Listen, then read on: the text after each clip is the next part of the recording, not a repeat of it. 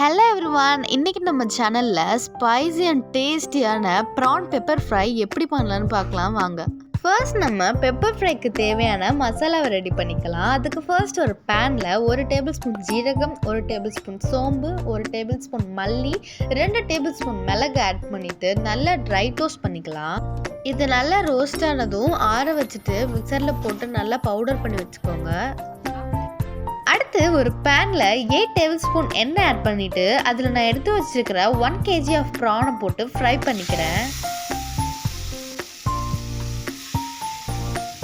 ப்ரான்லேருந்து இப்படி தண்ணி விட ஆரம்பிச்சதும் அதில் 1/2 டேபிள் ஸ்பூன் மஞ்சத்தூள் போட்டுட்டு தேவையான அளவுக்கு சால்ட் ஆட் பண்ணிவிட்டு நல்லா மிக்ஸ் பண்ணி இதை ஒரு 7 மினிட்ஸ் வேக வச்சுக்கலாம்.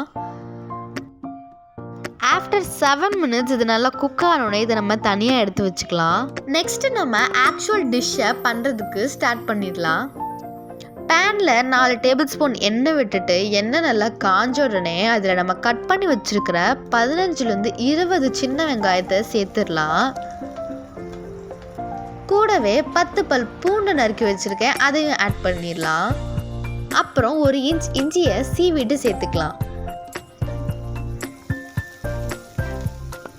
இது மூணுமே எப்படி நல்லா கோல்டன் ப்ரௌனாக வதங்கினதும் இதில் நம்ம ஃப்ரை பண்ணி வச்சுருக்கிற ப்ரானை ஆட் பண்ணிக்கலாம்.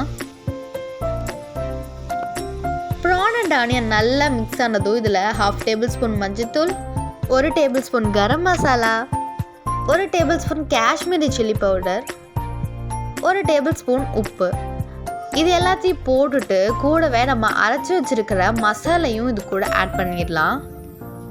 நான் இதில் காஷ்மீரி மிளகாத்தூள் ஜஸ்ட் கலருக்காக தான் ஆட் பண்ணியிருக்கேன், இல்லைன்னா பரவாயில்ல. மசாலா நல்லா மிக்ஸ் பண்ணிவிட்டு இது கூட கொஞ்சம் கொஞ்சமாக தண்ணி சேர்த்து இந்த மசாலா ப்ரானோட ஒட்டுற மாதிரி நம்ம ரெடி பண்ணிக்கலாம்.